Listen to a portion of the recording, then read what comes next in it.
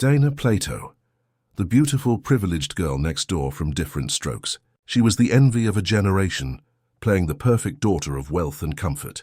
But beneath the sitcom smile, her life was unraveling into a devastating cycle of betrayal and addiction. What happened next shocked everyone, as the truth of her post-fame spiral led her from television stardom to prison cells and an untimely, tragic death that defied her wholesome image. Born in 1964, Dana was adopted as an infant, growing up in suburban California. Her mother, a devoted parent, worked hard to support Dana's early modeling and acting career. By age 14, she landed the role of Kimberly Drummond in Different Strokes, 1978. While the show made her instantly famous, her professional environment lacked the stability she needed. A complex relationship with her adoptive mother and the sudden, intense pressure of child stardom laid a fragile foundation for the turbulent years that followed the show's end. The cancellation of Different Strokes in 1986 initiated a crushing fall from grace.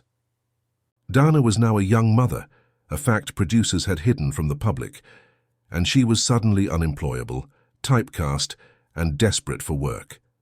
She plunged into a destructive pattern of drug and alcohol abuse.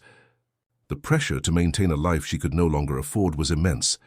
By the early 1990s, her desperation turned criminal.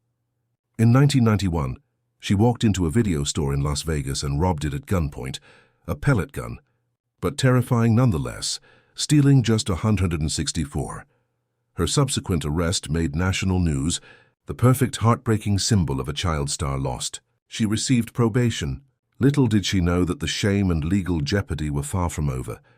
A year later, she was arrested again for forging Valium prescriptions. She served a short prison sentence, the ultimate public humiliation for America's sweetheart. The emotional climax came after her prison release. The only work she could find was in softcore pornography and low-budget films, a final jarring contrast to the wholesomeness of Kimberly Drummond. In 1999, Dana appeared on The Howard Stern Show to address her past. She was visibly distraught and struggling. Just 2 days after the broadcast, while visiting her fiancé in Oklahoma, Dana Plato committed suicide via an overdose of painkillers.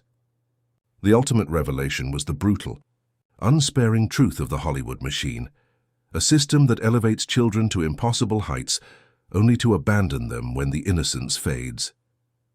Dana Plato's life became the central, tragic example of the child star curse.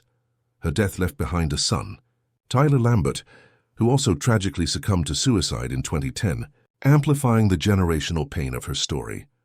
Her lasting impact is not defined by her sitcom success, but by her pain, a profound, devastating cautionary tale about fame's fragility and the urgent need for better care and protection for young performers in Hollywood.